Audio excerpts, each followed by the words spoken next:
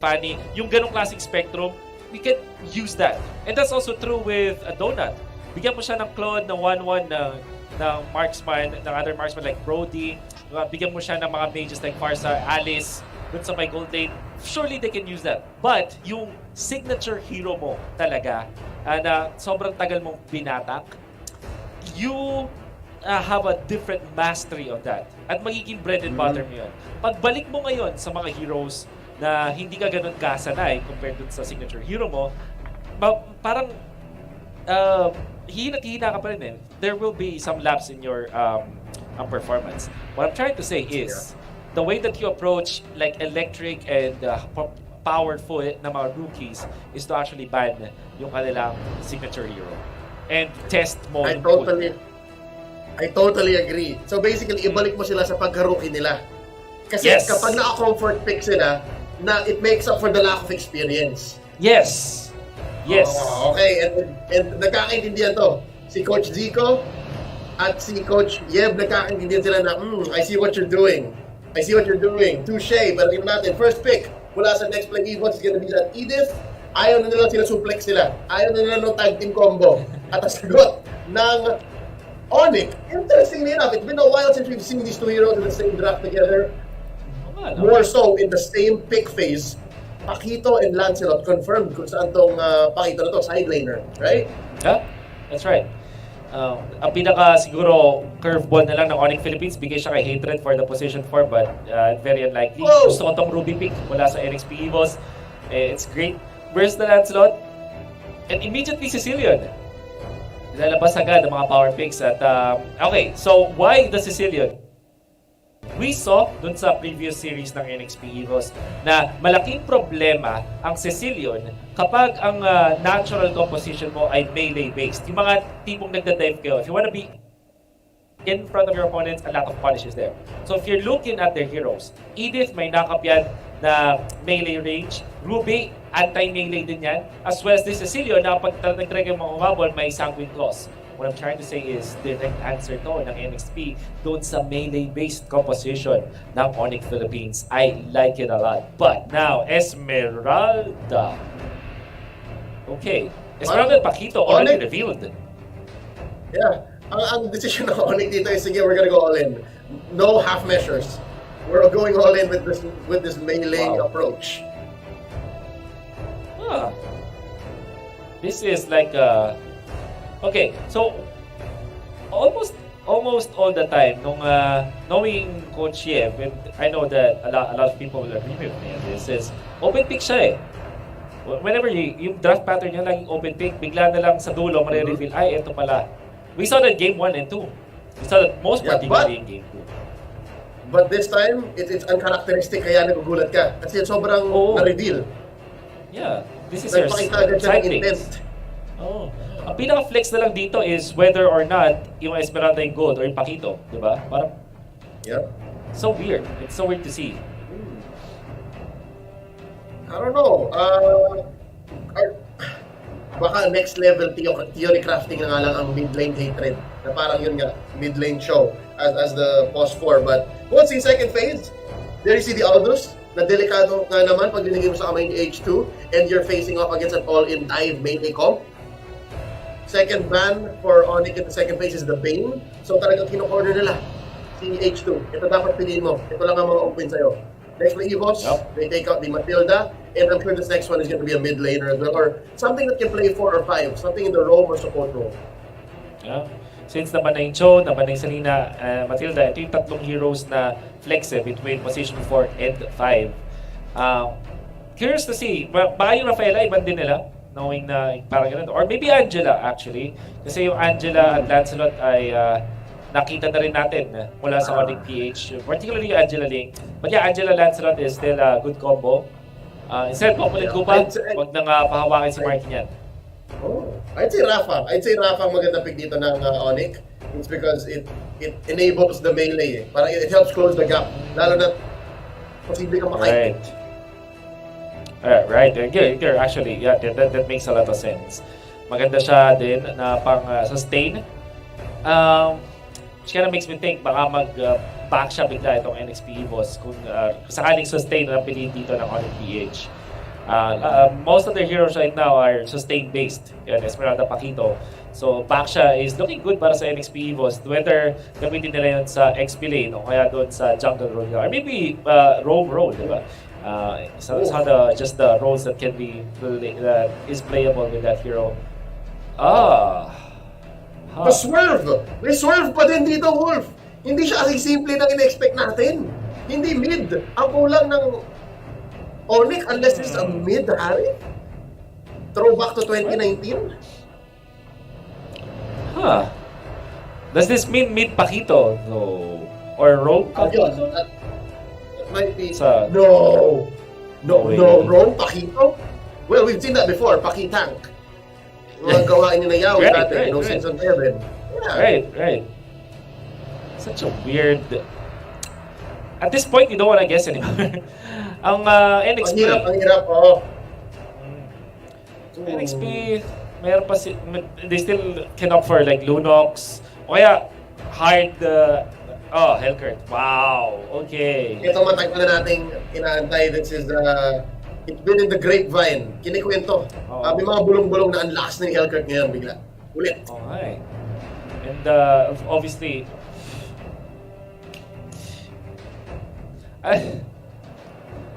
at this point, I feel yung ONIC PH, it's like, the way that they're drafting, Dilar, gusto mo, Marky, gusto mo rin, favorite mo yan, sige.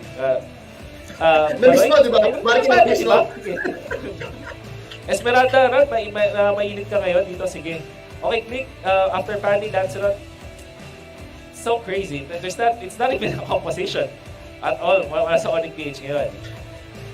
Dare I say, ang ganda ng Hellcurt. Ang ganda ng Hellcurt pick mula sa NXP. Yes. ONIC's draft, like, I mean this in the sweetest ways, Coach Yeb. It reminds me of like a rank game I played the other night. Kasi ang daming open, like, ang daming damage. Tapos, again, it's lethal if it works. It's lethal if it works, and I'm hoping it does. Kasi yung NXP mo ang pinag-isipan din nila eh. Mukhang parang, ito, sige, gusto niya yan, Hellcurt, sige, we'll space you out. And then, ang ganda rin ng CC nila. So, even laning, I'm not sure.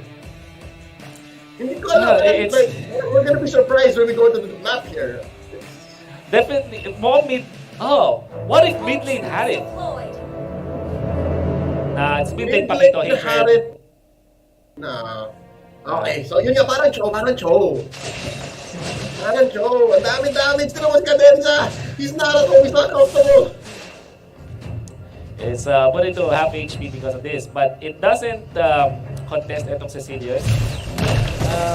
Esmeralda's gonna have a good time against Edith, I would say, or at least a decent time kasi mainly naman sila pareha, so Avarice will be used so much. Maganda yung wave ko ni Oreshi kasi naka-concussive blast siya. Curious ako dito is how is the Brody versus the Harith matchup? I would say it's for them. Oh, eto na. Game pala yung target nila, man. Yep. It's all about the aggression. And delaying yung isang jungle creep is already good para sa side ng Philippines. Yeah, it adds up. I think yun ang gusto gawin ni ONIC eh. Parang make next play uncomfortable. Just like we were during the draft. Keep us guessing. So, it works very well. And of course, greets Natalia. This is Stuff of Legends. Madami nang nagawa to. Madami nang napatunayan to. At madami na siyang napahirapan. H2. Okay, so ikaw kasi pala. Kaya ba niyang patayin si H2? Very unlikely. Pero kung may tulong ni Hatred, maybe they can. Oh, actually, Hatred was able to pinch his way in. Yeah, pero mukhang siyang mas sandwich dito. But no, Valoisky, tatawanan ang dalawa, and Hayes to the rescue. So ito na nga huwag nangyayari na parang papahirapan nila kahit sa creeps lang, kahit sa jungle creeps lang. Tatagalan ka all this while si Flick, ay tinan mo. Quick rotations, fast, maximum efficiency. This is all a critical plan. Yeah. It's all about that. Siguro ang hinahanap natin dito mula sa ONIC Philippines is yung straight up wave clear. And this is sobrang laking issue nito para sa ONIC Philippines. Hindi sila pwedeng maging behind in this game. Kasi wala silang yung long range wave clear. Yep. They have no marksman. They have one ranged hero. It's dangerous. There's the turtle secure. First one goes over to H2. Next play EVOS. They won this fight and they might take one more down. Pilar, napabagsak na dito. 2 for none plus the turtle. Ito na, Wolf, yung sinasabi mo, yung kinasusuklam ng ONIC na what if they're behind. Yeah, exactly. Ang ganda ng ginawa ni Oreshi doon. He was sole reason kung ba't nanalo yung yung NXP dun sa laban na yan. Why? He was able to knock up. Right? Sinuplex na si Flick right at that time na malapit na yung retribution. Yung turtle nasa red 3 area na siya. So pwede siyang ilasit. That's why H2 was able to close in on that. And lahat ng efforts ng ONIC Philippines na pahirapan si H2, it's all down the drain. And now NXP EVOS, they can snowball all of this. Gamitin nila itong Hellcurt constantly to pummel yung mga heroes na dependent na maging freely hitting. Like, case in point, itong si Supermarket, tingnan mo how tucked behind his tower already is. Kasi alam niya na pwede siyang i-jump at any time. Every time na available yung ultimate ni H2, hindi siya pwedeng basta-basta mag-ikot. But look at this, the collapse onto Donut. Walang oras mag-respond yung Brody doon. And look at this Death Bush setting up. Cadenza in H2, kaso natiktika ni Greed. Merong exclamation point doon. We were just talking about how the Hellcurt might have a perfect game.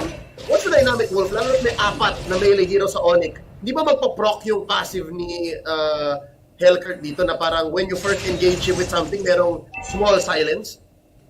Yeah, that's why maganda siya talaga. Kasi parang ang laki niyang punish eh. At the same time, yung Harit may ilang because of his movements. And eto rin Lancelot, if you're playing your cards right, it's gonna be good. Pero mukhang ang idea dito ng ONIC is to just kill. And there is one down si Donut muli. Pero may take back dito. Trading out for hatred. At ang lalim, look at this! Oh! And he finished. Natalia, natayo pa. Balik, where are you going? Papasok. TH2. And just like that, nabaliktad muli. So back and forth, back and forth. Okay, so ang daming sacrifice dito ng ONIC Philippines. Pero what it did actually is to increase yung lamang ng market over the Brody. And mukhang ang ONIC Philippines, pagdating sa kung sakaling umabot ng late game, ang kanilang bread and butter will be Harit na may Purify. So that might be the idea here for ONIC Philippines. Red team has slain the turtle. Yep. And just like that, slowly, bumabalik naman yung ONIC Philippines sa modus nila. They're making next play uncomfortable. Specifically, tama, si Donut na namatay twice in the span of a minute or so. And ang hirap nun. That's what opened up the turtle here. And now, what might be the next play? What might be the next move here para sa ONIC? Kasi sila talagang binapatay natin. Ang bilis ko lang. Tignan mo to. Dilar versus H2. Mabuburst down. Ang Esmeralda. Dark Knight Balls. Mabubuhay pa ba? Si Dilar. The answer is yes. No. So, I think yung to answer your question, make sure na umabot sila dun sa Lord timing na sila yung ahead. Gamitin pa rin itong Natalia. Stack up on your dire hit. Palakasin mo yan so that eventually kahit late game na ay malakas pa rin yung potential. Also, try to not, isa pang plan na pwede gawin ng ONIC Philippines, try to not lose your turrets early. Kasi, like I said, mahirap yung wave clear para sa ONIC Philippines. Yung advantage ng NXP EVOS. So, try not to lose turrets if you're ONIC. Yeah. So far, they traded that, top for bottom. So at least, ang nasa bottom lane ay si Dilar. So sanay naman siya sa ganyan. And now there you go. Starting off with a phantom execution. Donut still alive. Putting on some stack. Taking down Greed. Hindi na siya doon ng konti. Pero kaya pa ba mag-capitalize dito? Ang next play, EVOS. That's gonna be a push for ONIC top lane. Down goes Hatred. 2 down for the side of ONIC Philippines. Cadenza. Gonna be traded out for him. Walang magawa. Yung Ruby Gold. May kita ng dalawa. It's gonna be 3v2. Oh, Flick's still alive. Flick is still trying to take down H2. He finally gets his man. Kills left and right. A shutdown onto John Paul Salong. Tapos nanaawan niya pa ng purple buff. Yeah, and the great thing about this for NXP EVOS is hindi naman si Donut. Ang ganda nung collapse ng ipit na ginawa ng NXP EVOS doon. I'm just actually very shocked that ONIC Philippines still managed to even up the trade-off. Nakakuha pa rin sila. Hindi mo yung Donut na nakuha niya kill kay Greed, so that's -1 sa ONIC Philippines. Samantala, dito sa NXP EVOS, ang ganda nung patulan nila dito. Makakuha ng double kill doon yung ating Hellcurt. Eventually will be taken out. Nabigyan ng shutdown doon si Lancelot na pumabot para sa kanya. But at least nabigyan ng farm. Ang hirap Wolf mag-live replay kasi parating may nangyayari sa mapa. Meron nang namatay sa side ng ONIC. That's next play, taken down, Hatred. And just like that, I think it was off of a defense. Kasi pinilit yata ng ONIC yung bottom lane tier 2. Wow. Okay, so that's a kill on your support. So you're totally fine with this. Kaso nga lang, lumalakas din itong si Hayes as time goes by. ONIC Philippines, they're ahead by 2,000 and what they need to keep on doing, yun lang, tuloy-tuloy lang nila pagkuha ng mga tore, control the map afterwards. Nakakabawi na ng kahit paano si Donut. But at the same time, ito si Harith mula kay Super Marty. Nakakatakot pa rin to. Yep, and now tatalo lang din si H2. Defensive view of the Dark Knight Falls pero hindi bibigay. Balwinski still gets the kill. And now pinapalibutan to. Si Donut at si Applebee siya, si Hayes. Medyo delikado. Jumping in, falling Star Moon. May punish ba? Oh, there's the ult. And there's the turn! Quiet Memory getting 1 kill onto Dilar. 1 for 1 so far. 3 seconds more. Ito na yata. Meron mo rubber band yung magaganap. Wait lang, Supermarket sila na Torre. Penguin Claw taking him down! Ang lalim! Yung Marky doon! Masyado malalim. But at the same time, you can see now the effects of this Sicilian. Nakit niya yung mid lane intact. Hindi yan ma-push ng ONIC Philippines. Tinry ni Marky na sinugal na niya eh. He wants to go for the Zaman Force. But there's so many members of NEXP EVOS doon. Sobrang dami. And I think nagbabackman si Marky dun sa kanyang Purify. Pero ang taas masyado ng burst down ng NEXP EVOS and ONIC Philippines ay magsistumble. Madadapa ng kaunti. Makuha nila yung kill. However, dun kay H2. Pero hindi nila nakuha yung ideal na scenario kung saan positive traits paragi para sa kanila.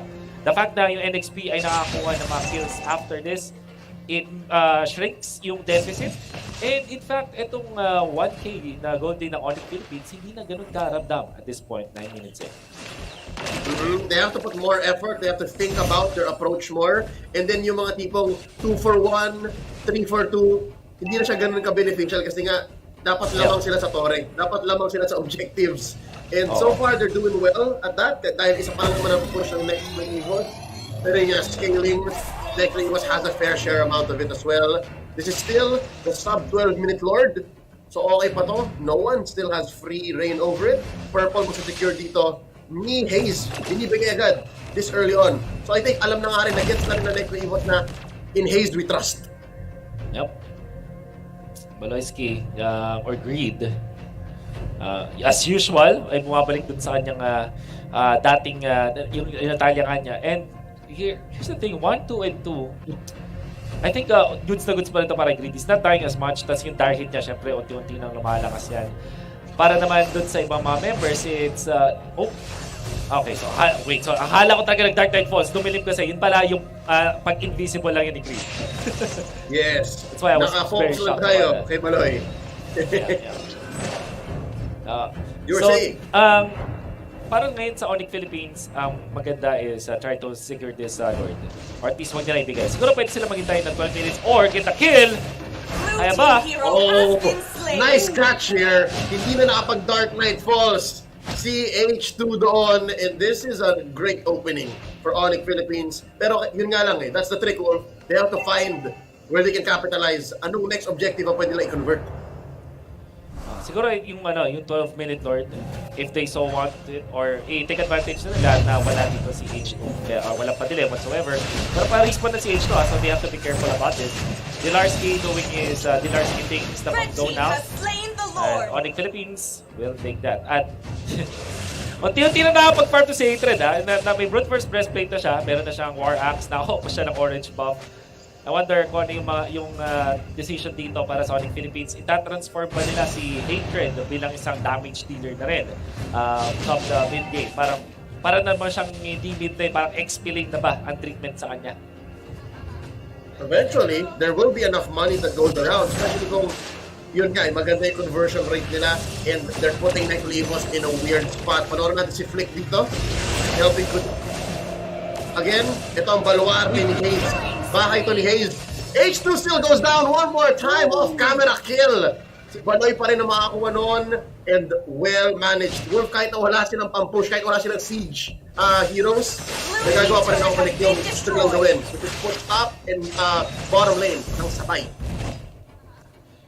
Talking about the effort, ito yung enabler ng NXP was para makapag-flash sila dahil sa Dark Knight Falls. At since yung ONIC Philippines are finding ways na mahanap dito si H2 at instant kill sa kanya, sobrang lupit na. If you're looking at their composition, yung Pakito kasi, sabihin natin bumalik sa mage dito si Hatred. Hindi siya makakalakad sa mapa as freely as sa Pakito na libre yung mga dash. Hindi niya kailangan mag-spend ng mana or whatsoever. Meron pang reset. Kaya naman, wherever Paloy Speak is, nakakasunod agad siya. Back to back nilang na kill na 2v1 si H2 nang ginulat talaga nila si H2. At siguro ito talaga yung idea ng ONIC Philippines. I don't know kung ito yung intended ng ONIC Philippines, but so far, ito yung nagwo-work sa game na to. I'm gonna have to give it to ONIC Philippines. Sobrang gulo ng kanilang composition, but if it works, it works. Yep, napagano nila. In the simplest terms, you turn the hunter into the hunted. Paano kung yung Hellcurt ang takot sa kadiliman? Di ba? Paano kung yung Hellcurt yung parang natatakot sa mga monsters sa ilalim ng kama niya? That's exactly what's happening, and that's what explains the 3-4-3 on H2. He's really trying. He's doing his best to find these engages and use Dark Knight Falls in a offensive manner. Pero hindi on the back foot parati dito si H2. So now, kanina 1K gold lead next play EVOS. Ngayon naging 4K, 5K gold lead for ONIC. Oh.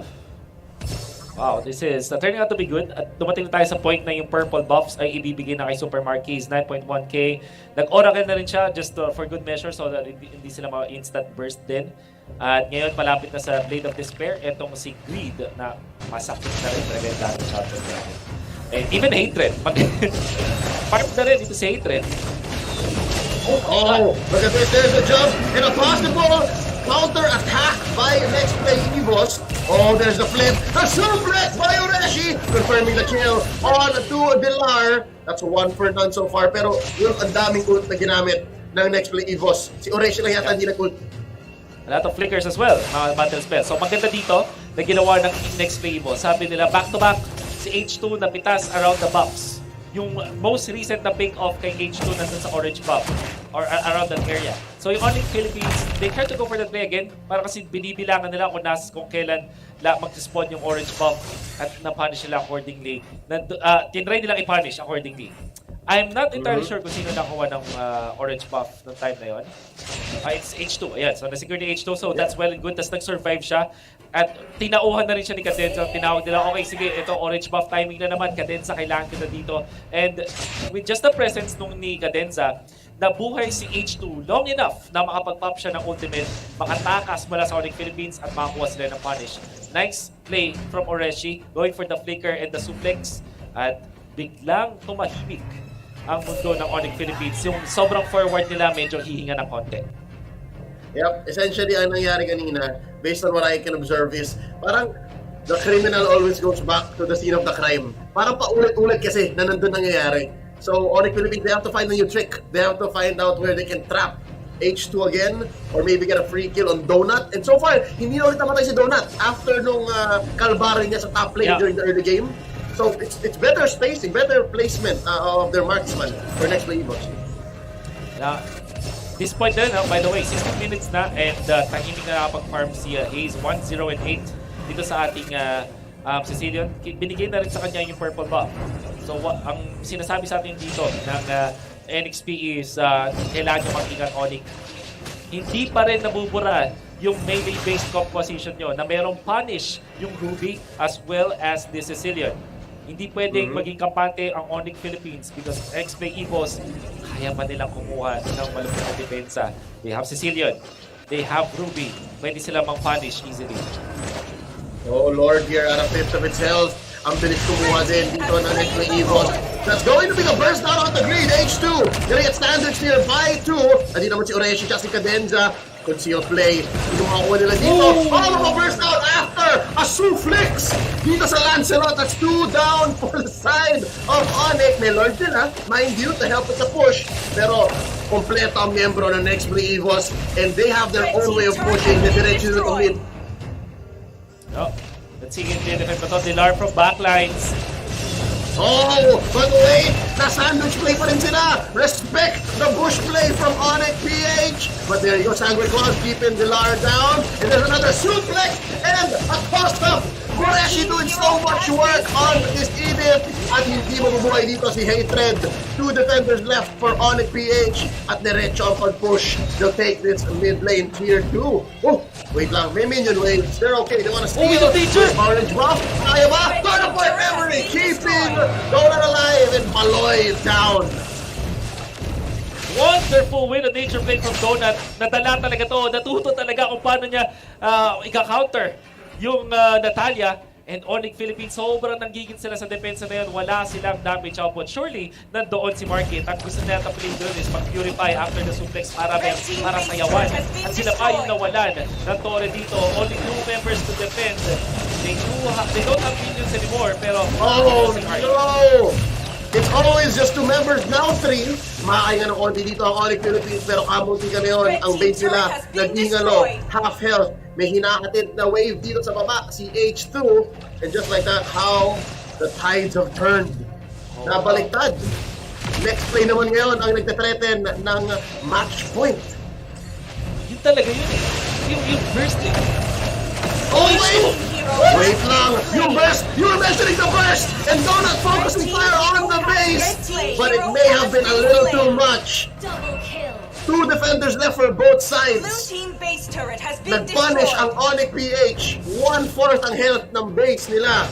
And right now, mukhang maganda ang posisyon ng ONIC Philippines.